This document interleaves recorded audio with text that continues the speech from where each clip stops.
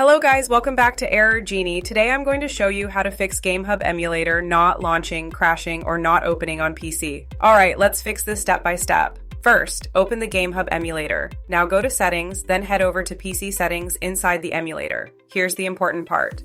Check if your firmware is updated. If it's outdated, update it immediately because old firmware can cause launch and crash issues. Once done, go back. Now the next step is very important. You need to install the correct files based on your GPU. If you have an NVIDIA GPU, install the required components or drivers specifically for NVIDIA. If you're using AMD or Intel, make sure you install the version compatible with your GPU. Do not install random files, always match it with your graphics card.